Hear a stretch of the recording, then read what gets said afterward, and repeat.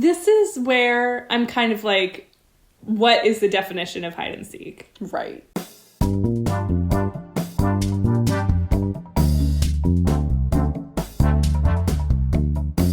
Welcome to Baggage Claim, an unofficial Jet Lag the Game companion podcast. Today, we're unpacking episode 1 of season 16, Hide and Seek UK. I'm Casey. I'm Kira. And I'm Jaya. Kira, where did you eat the best fish and chips? I feel like I'm going to get a lot of hate for this answer because I do live in England now, but I have to say, I think my favorite fish and chips is maybe in Santa Barbara.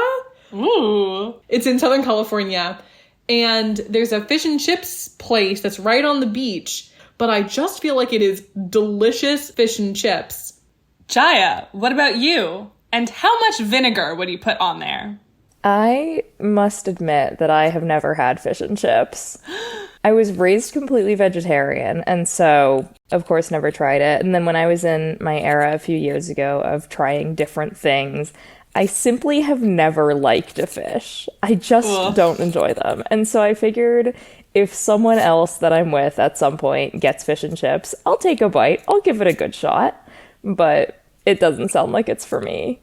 So maybe I would 100 vinegar it because I don't like fish. I think the vinegar honestly does add to it. I think Adam went a little heavy on the vinegar for my personal tastes, but I would say I'm a fish and chips fan, but I have very specific criteria. So I would say the best fish of the fish and chips I've ever had was in Australia on Manly Beach. That's a good poll. The best chips of the fish and chips were in Belfast. And the best tartar sauce that came with the fish and chips was in St. Andrews, Scotland. If I could just get all three of those components together, then I would be in heaven. Well, let's jump into the recap. The much-awaited UK season starts in peak British fashion as Adam uses his 4-hour hiding period to make it out to the coast, and Ben and Sam define what a country is. England is a country, they decide, which makes the United Kingdom a country of countries, which Ben finds very confusing. They start with a relatively risky question, asking Adam if he's in the same country as they are. And he is, which makes the Seekers want to choose their next question to allow them to split their map in half. They are already somewhat thwarted with 2 workers on strike. "We support unions, except for right now when they are screwing us," says Ben. "They're not screwing you, Ben. They're tubing you." After a quick 100-mile radar is a miss, the Seekers ask Adam if he's closer to the coastline than they are. Adam very defensively explains his decision to not veto the question, which, for the record, I think is the right one, and establishing that he's closer to the coastline, Ben and Sam head up to Peterborough. Adam then hits them with Curse of the Gilded Inquiry, selecting the photo of the largest body of water. Sam gets train food, Adam eats delicious ice cream on the beach, and Ben points his binoculars directly at the table in front of him. Then Adam answers the Seeker's 50-mile thermometer from a Ferris wheel in a beautiful balance of annoyance and whimsy. To console himself about not using his veto yet, Adam consults Zoltar on the beach boardwalk. Apparently, Adam is wise like the owl, patiently waiting for the perfect time to deploy his veto. The Seekers ask for a photo of 5 buildings, the most iconic photo question in my opinion, and receive a slew of row houses. It's about now that Adam reveals a secret. Yes, his hiding zone contains a castle, but it's England. Most zones contain castles. But he is certainly not beating the allegations. The Seekers start a half-mile thermometer, but what they don't know is Adam has already prepared to use his veto for that. Ignorant, Ben and Sam use all their best binoculared observation skills to trek to the H&M, then decide to go for the 3-mile thermometer instead. The Seekers eliminate everything on the map except a coastal sliver, so they decide to ask if Adam is in the same region as the Seekers. Ben also identifies that Adam may be hiding in Saltburn. Adam puts way too much vinegar on his fish and chips, and voiceover Sam comes on to showcase a huge mistake on the Seekers' end. They think a big portion of the Middlesbrough line is still in play, even though train frequency eliminates it from the gameplay. Adam uses Curse of the Prosperous home to expand his hiding zone by 50%, But they are still a fair bit away from the endgame, as Sam and Ben have a string of small mistakes that end up gifting Adam some good hours in his hiding time. They first trek up towards Adam, then backtrack to try to eliminate the county Hull is in. In the meantime, they ask for a photo of Adam's largest body of water, which he had previously selected as an instant veto and receives a 3-card pull. Sam deals with his hangriness, and Adam sends them a photo of his train platform, deploying some sneaky photography to avoid showing the station is under renovation. Adam also hits the Seekers with the curse of the jammed door, but Ben and Sam are already on a moving train, hitting Adam back with a 25-mile radar that's a miss. Ben quickly identifies Adam's Strava map as located in Scarborough, leading to a painful moment in which Sam reveals that he doesn't know the Simon and Garfunkel song. Embarrassing! It also sounded like he just didn't know who Simon and Garfunkel were. Truly a crime. The Seekers are briefly thwarted by their dice-rolling skills, but eventually make it to Scarborough and trigger the endgame. The Seekers start to whittle down Adam's hiding zone, but are interrupted by the curse of the hide-and-seekception, where Sam and Ben's minds meld and they both walk in a straight line to great success. They find Adam, who ends his first run at 12 hours, 28 minutes, and 41 seconds, including time bonuses. Ben sprints away, ending the episode in his hiding location near a lovely boat-filled canal. To conclude our recap, I've come up with a title to highlight the most important moment of the episode. And for me, I felt like there were a lot of discussions on the Seeker side of the mistakes they were making or came close to making, and that resulted in my proposed title, Boat, the blunder of all time. Oh, I like that. That's really good, Casey. Do you have any other titles? I have a couple of suggestions. My first suggestion was just, are you going to Scarborough Fair? It feels classic. Classic. That's Classic. his location. Very Simon and Garfunkel.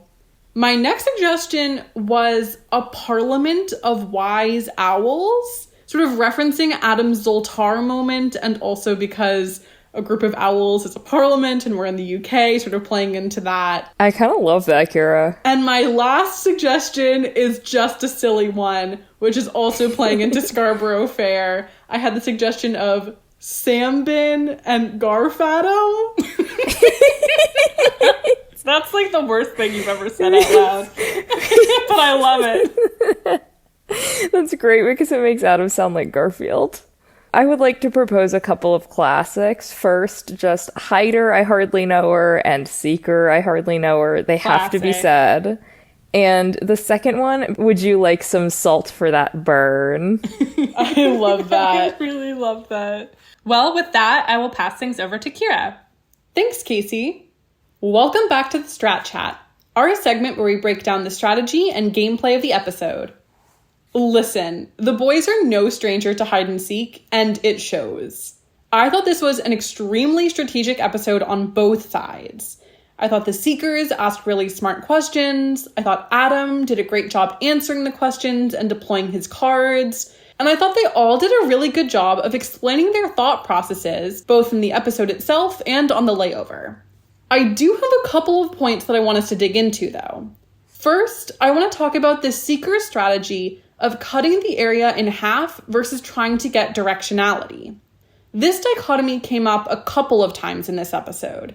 First, when they asked their coastline question, that narrowed down the board a ton, but it left Sam and Ben with only areas on totally opposite sides of the country from each other.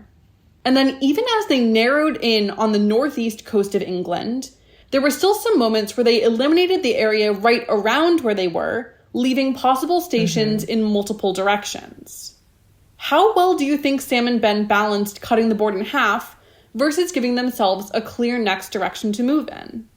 Kira, I love this question. I think it was so striking to me in this episode that they were really focusing on cutting the board in half. And something that I remember them talking about, either in Japan or in Hide and Seek New York, I'm not sure which one, was that it's really important at the beginning of a round to give you a direction. And then while you're going in that direction, you can figure out what other questions you want to ask to continue cutting the board in half. But I don't think they did a great job at the beginning of actually getting direction. Yes. They started with same country, which gave them a lot of information. That was a great question. I actually really liked that as a starting question, but it didn't give them any direction to go in.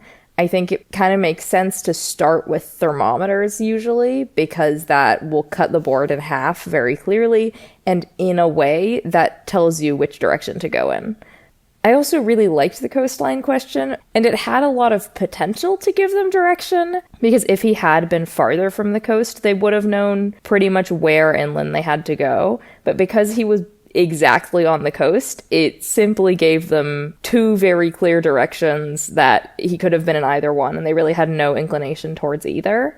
And so I think they were asking a lot of questions that could give them direction, but ultimately didn't, and maybe that was something that they should have been thinking about a bit more. I completely agree with that last point, and I think that kind of felt like my takeaway from the episode was they asked a ton of questions that if they had been answered the opposite way, I think that it would have narrowed down the final hiding location in a fraction of the time. But they just kept on finding out that the answer was the one that left open multiple directions. And I do think here we see an episode where they kind of avoided making any disastrous blunders. Yeah. I think they made a few mistakes. But there was the potential for so many disastrous But every blunders. time they cut to the map and there was a sliver on the other side of the country that was still fair game, I just worried that we were going to have a repeat of Hide and Seek Japan, where they were on the complete wrong direction. They thought they had eliminated one part of the map that was actually still in play, or vice versa. And I kept waiting for that reveal of, oh, maybe he is on the other coast that they've completely forgotten about. I think here kind of worked out well that they were, for most of the episode, heading in the right direction, except for that one moment where they backtracked. But even then, it was to kind of eliminate the possibility of being elsewhere. However, what I will also say, I think this episode was the first time that I really saw that those thermometers, once they're gone, that is a really helpful resource that you can't tap into anymore.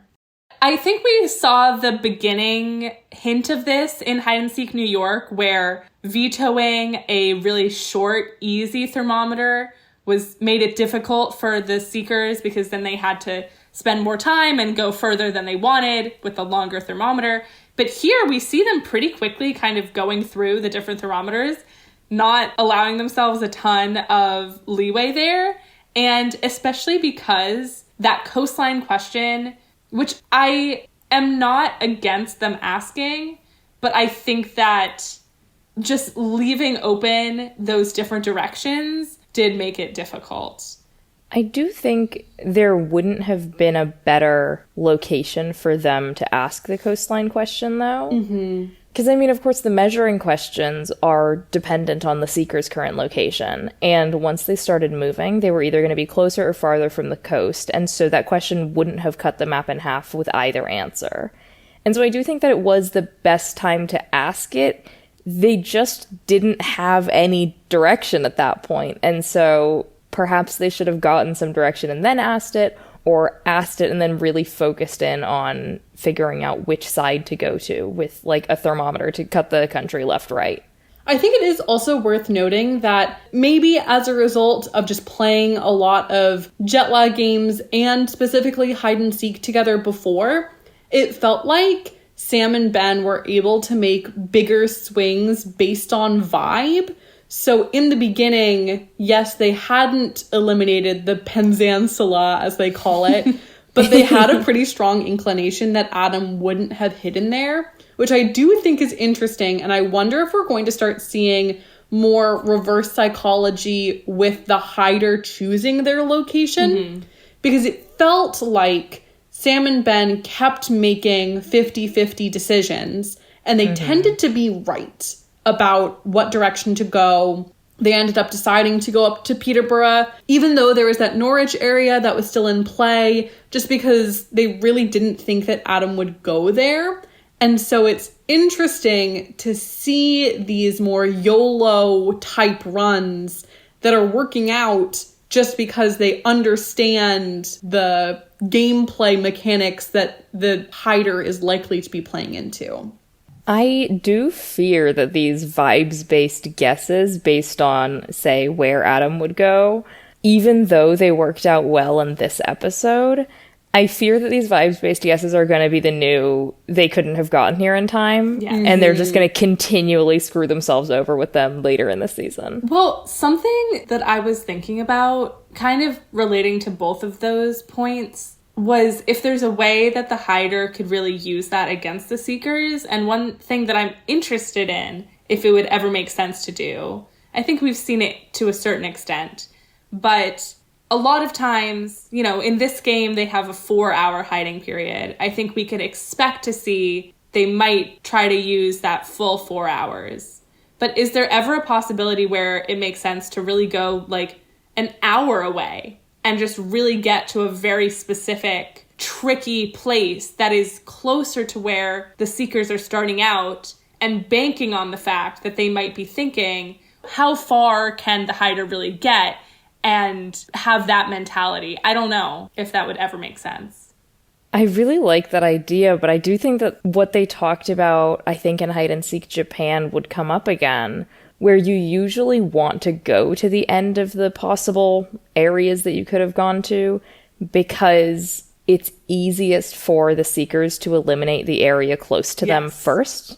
And so if you stay kind of close, they could narrow in on you really quickly. Yes. But I do think that potentially going close, going somewhere kind of obvious, could give you a lot of time to do something like going to a node and then taking a really weird line that's like just on the edge of frequent enough away from that node, and potentially just finding an absolute banger of a hiding spot. Like, I think that could be a really, really interesting gambit from someone. I also think we have seen in previous seasons that the winner tends to be the person who kind of follows the rules to a T, goes as far as they could reach in the hiding time, finds just like a kind of small, somewhat nondescript town, and plays the cards well. I think we've seen that Sam is a bit more willing to try those unusual strategies, and unfortunately those just haven't really worked out for him. But I just wonder, in a new country, like maybe that might not be eliminated entirely. On the hider side of things, there were a couple quick things I wanted to talk about with Adam's strategy. I thought it was interesting that Adam seemed to really like the Curse of the Gilded Inquiry, which is basically a secret single veto where he gets to choose one question that will end up getting vetoed, whereas he didn't end up taking the Curse of the Drained Brain into his hand at all, which would have been 3 known vetoes. What do you think about how he chose these curses? I think Adam likes secrets. Like, I do think that some of it was just Adam thinking, okay, well, this is one question that I really don't want them to ask, but I don't want them to know that it's something that I don't want them to ask. And so I think being able to veto that question secretly is going to be more appealing for him because he doesn't want them to know that that's a good question. I do think that a lot of the power with the veto is that you do have control over the information that the seekers have, but the downside is that you are also providing the seekers with information, which is that you don't want to answer that question for some reason. This is, again, I know I'm thinking outside the box here, but I think it would be really interesting if they just kind of vetoed a random question that wouldn't actually give them a lot of information just to psych out the seekers. Like tallest structure or something like that. Right, because then they might think, oh, it's Big Ben, and really it's just that was random. But at the same time, I feel like I agree with you, Jaya. It seems like Adam was kind of banking on a bit more of a known quantity with the veto without giving as much information away up front.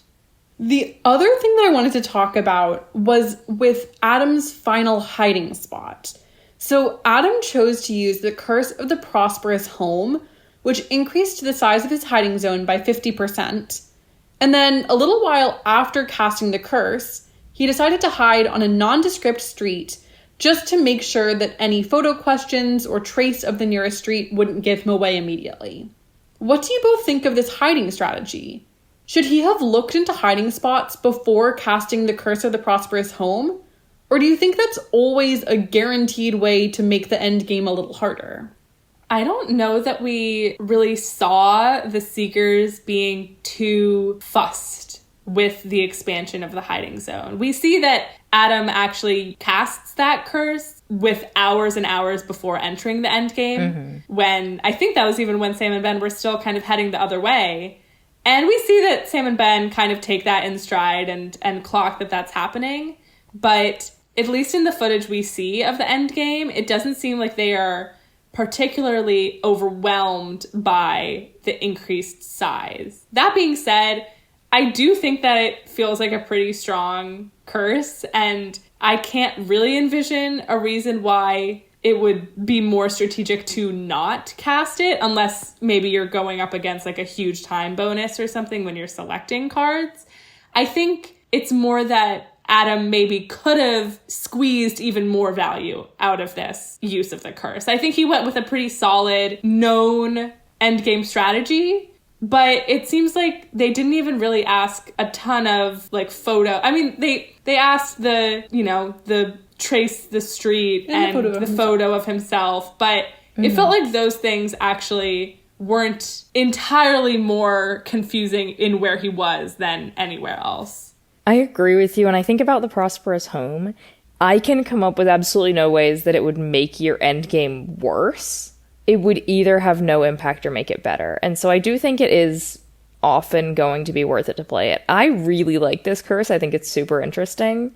And I do kind of wish they had delved into a bit more like where Adam could go and where he was planning on hiding, because we don't even know if his ultimate endgame location was in that 50% expanded area. Right. Like that area could have given him the nondescript streets that he wanted to hide on in the first place. I think with this curse, if you're not up against a huge time bonus, it's often going to be worth it to take it. I think it's really interesting. I really liked it. And it had the potential to even just psychologically really stress the Seekers out, even if it didn't ultimately play out to make a harder endgame. Absolutely. I think that's a great point. Well, I will pass things over to Casey for a little bit more strategic discussion. Thanks, Kira.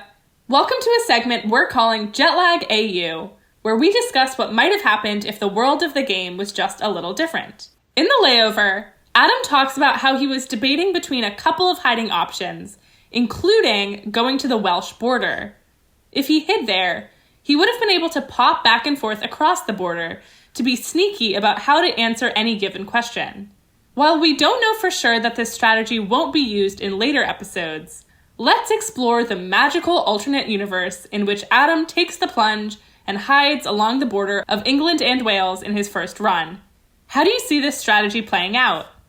I've really been thinking about this because I think it is really strategic. And I think that there is a world where it could have been a very, very smart move. I think that Ben and Sam still would have started the game by asking same country. And that gives Adam the opportunity to choose whether he wants to say he's in England or Wales. And I have to think it would be better for him to say he's in England. So I think the beginning of the game would play out pretty similarly. Jaya, do you think that he would say he's in England? I think so. I love the strategy of hiding on a country border because that's, one, so unique, because that's something that we haven't been able to see, that they haven't been able to do just based on the maps they've played on. And two, that's so spicy. That would throw them off so hard, at least with some questions. And I just absolutely adore that potential strategy. And yeah, I think I agree with you that saying he's in England for same country would be the best answer, because saying that he's in a different country, it's then not going to be super hard to do a thermometer to slice Wales and Scotland, Right, yeah. decide which one it is, and give them a fantastic direction in a pretty small area. Yeah.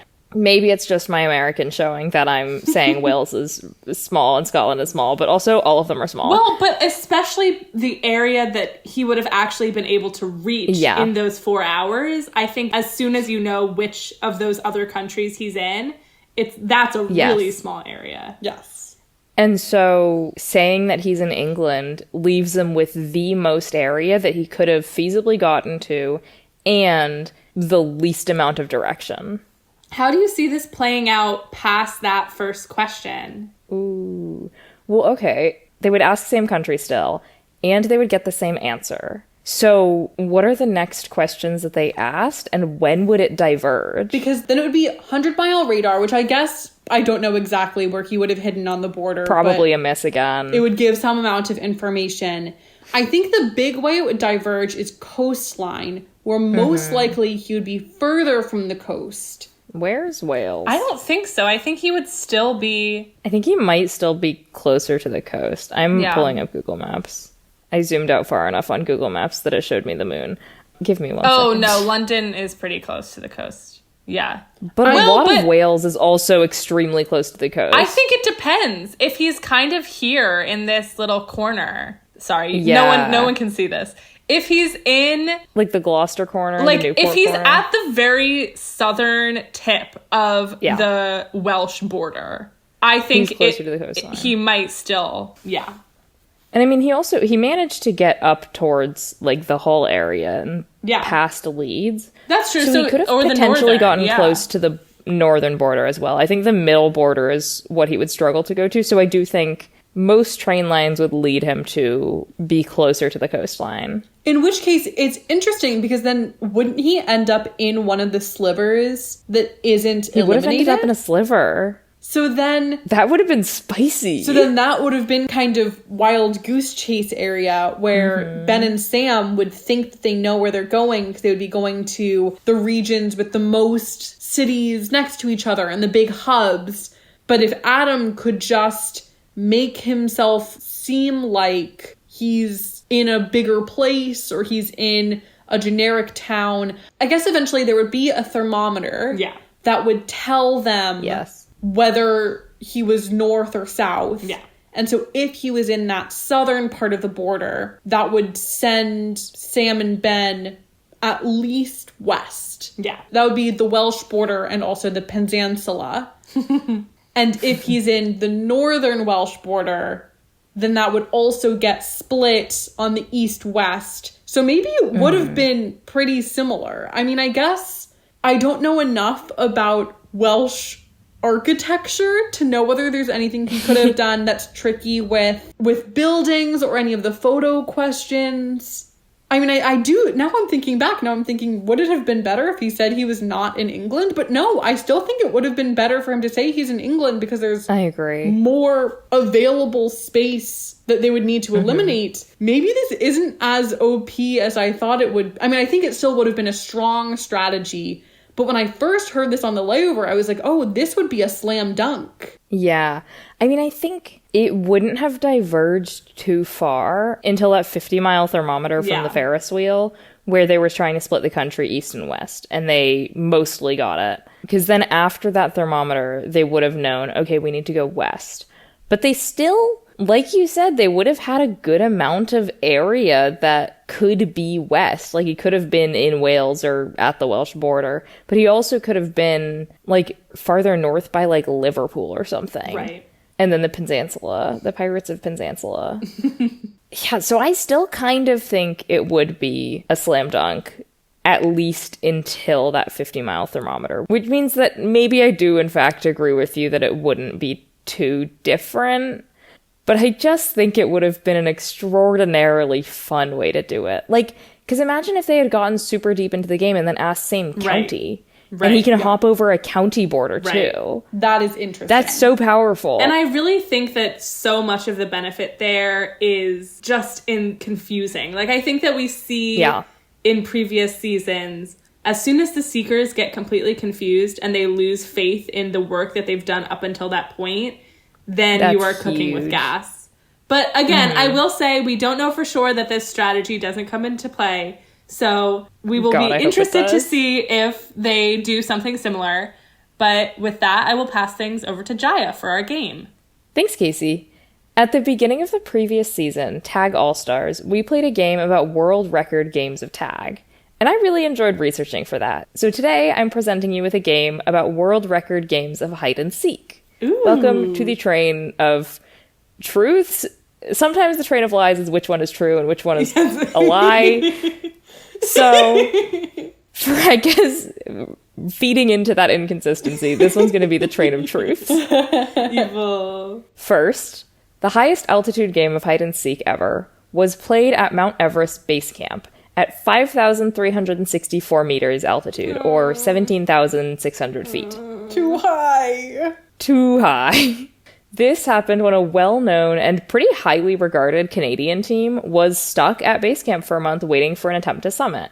Because as is known to happen, even in the best season for climbing, there can just be enough weather at the summit that it would not have been safe. And so I'm glad that they take everyone's safety into priority and don't try to summit when they shouldn't. But while at base camp, they of course got deeply bored and played a number of rounds of hide and seek, eventually sending some videos to the Guinness Book of World Records, who verified their game with the caveat that while there may have been higher altitude games, nothing had ever been submitted. Second, it was pretty hard to find a world record for the largest game of hide and seek by area, but I ended up going pretty deep down this rabbit hole and finding out that there's a documentary claiming that the largest game of hide and seek is held annually in Serravalle Langhe, Italy, a village in the mountains, where participants hide all over a town and its forest to honor people during a resistance who sought refuge in the forest. And this makes me think that the largest game of hide and seek by area was actually Jetlag Season 12 Hide and Seek Japan. Whoa. Third, the game of hide and seek with the most participants was played by 1,437 people in 2014 in Pengzhou, China. Weirdly, this game was led by a Chinese soccer player who retired in 2010, and he was a pretty prolific player, being the first person to reach more than 300 appearances in any Chinese Major League football game. And in this game of hide and seek, he found over 100 people during the only hour-long game. Which one of those is a lie? Okay, so let's break this down. I think that the Everest Base Camp one, at first I was like, there's no way. Even base camp is very dangerous, and I couldn't envision a situation in which someone would go there and play hide and seek. But this idea of them being stuck there, waiting for an attempt to summit, getting bored, that does have a grain of truth to it, but it also has a grain of Jaya to it. So I'm still on the fence for that one. The most participants in China, this I'm not so sure about. Because I feel like you could probably find more than 100 people in an hour. I'm inclined to say that the second one is the lie, because I'm wondering whether this game of hide and seek in this Italian village does happen, but I wonder if there is a game of hide and seek that was bigger than Jetlag Season 12. And so whether Jaya said the second biggest game of hide and seek and then have this little quip about hide and seek Japan, but I wonder if there actually is a bigger game of hide and seek. This is where I'm kind of like, what is the definition of hide and seek? Right. Because this is so something I asked myself so many times while researching this game. I think that's a really good point, Kira, but I think I'm still gonna go with the Chinese game of hide and seek with the most participants being the lie. Just on vibes. So Casey, you are locking in the most participants being a lie. Kira, you are locking in the village in Italy, largest area being a lie. Yes. I've got you both. No! Casey, you were right that first one had the Jaya stink to it. It had Jaya's stink all over it, but then I was charmed. Against my own will, I was charmed. I completely made that up. Yeah, so like weeks ago while watching a YouTube mountaineering video, I was like, this would be fun. And it would be fun. They should do that instead of hiking up to the summit. They should do that. Just for, yeah.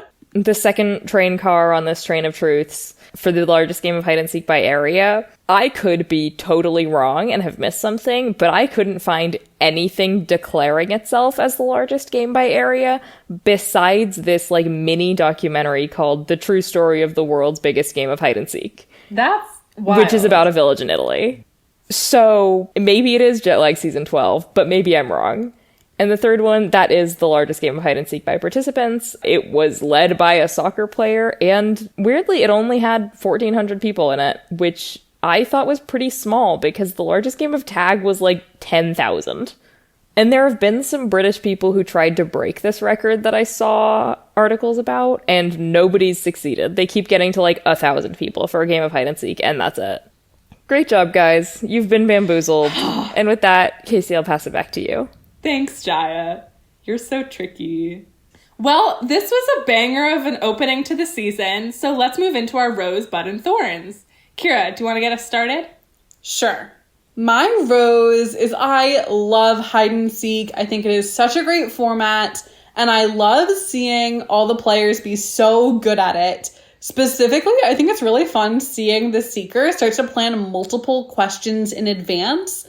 I know there was one point towards the end where Ben was saying, well, so, okay, based on the results of this radar, we're then going to take this 10-mile train north to cut the remaining area in half. But then if it's the opposite answer for the radar, we'll take, like, it just, the planning in advance, I think, has gotten way better in a way that I find really, really fun to watch. My thorn is that there was so much delicious looking food in this episode, but no official snack zone. I guess they all just had too much to say about the foods. They couldn't fit it into the classic kind of unhelpful short review of the snack zone shtick. But that's sort of a petty thorn. I loved all the food. And my bud is I'm really curious about this new starting position. The fact that Ben got to start his run from Scarborough. Now that we're way further into the north of the country, I'm very curious whether he's going to go into Scotland or dip into northern Wales. He's just closer to more things in the north of the country, which is very exciting. Yippee! Yay. Jaya, what about you? My rose is the Ben-Sam dynamic. I love the two of them together because it's constantly giving off the vibes of a toddler with their parent, but it varies who's the toddler and who's the parent. Literally. Specifically, I wrote this down as my rose at Ben going, what do we do? Sam going, panic, and Ben just saying, no, that's the wrong answer. Ben was really gentle parenting Sam. He really was. Ben gentle parenting hangry Sam was very funny and so relatable as someone who gets deeply hangsty. My thorn was the amusement park being closed when Adam tried to go there. I just think that would have been such a fun sequence if it had been open. And my bud is Ben spotting the Strava map immediately, because maybe he'll agree with Sam now about how good the Strava maps are, and I fear them getting even more prolific. Whoa, dangerous. My rose is I really enjoyed when Sam and Ben played mini hide and seek and Adam watched them play on their trackers. It just really reminded me of how they are literally just playing fun games, and it really charmed me. Yeah.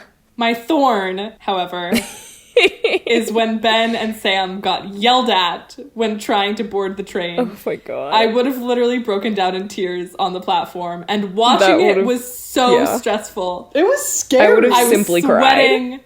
I got chills. It was terrible. And my bud is that I thought this was a very strong opening run from Adam, but Ben is low-key the goat of this format, so I'm excited to see how his hiding goes next episode. Go Ben. And with that, thank you for waiting at Baggage Claim. Let us know your thoughts on socials at baggageclaimpod or over email, which is in the episode description. If you're enjoying the show, please leave a comment or give us a follow. We'll see you next week at the Simon and Garfunkel Baggage Claim. Bring your parsley, your sage, your rosemary, and your thyme. Goodbye. Goodbye. Goodbye. Baggage claim drinking game. Every time we say, and so, and every time we say, interesting. And every time we say, I and every time we say, agree. that's a great point. Yeah. I'm so glad you asked. That's a great question.